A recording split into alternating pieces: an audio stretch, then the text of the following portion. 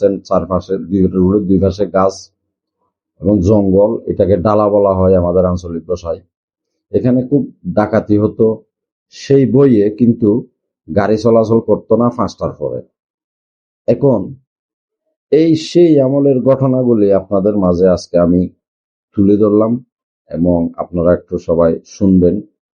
এই রুটে আসে নাই, অনেক ড্রাইভার এখনো কিন্তু আছে, কিন্তু আজ 2026 সাল বর্তমান চলতেছে।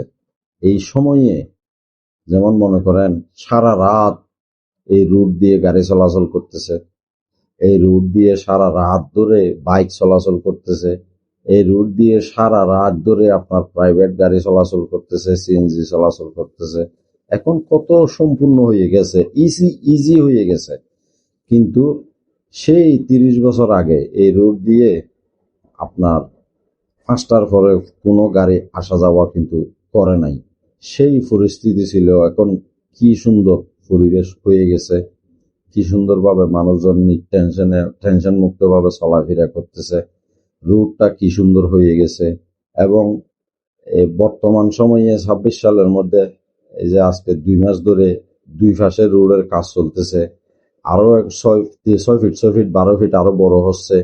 এখন কি সুযোগ সুবিধা, কি সুন্দর পরিবেশ চলে আসছে। এখন এই পরিবেশটা, এই সুন্দর পরিস্থিতি থাকার পরেও যে এই কক্সবাজার হাইওয়ে রোডের মধ্যে যে গাড়িগুলো অ্যাক্সিডেন্ট হয়, এটা কিন্তু বাবা যায় কি একটা কথা। হ্যাঁ, চকরিয়া থেকে আপনার ফটিয়া পর্যন্ত লবণের গাড়ি চলে, সেজন্য সকালবেলা শীতকালের মধ্যে রোড একটু পিস্তা থাকে। সাবধানে থাকবেন সবাই। আসসালাম।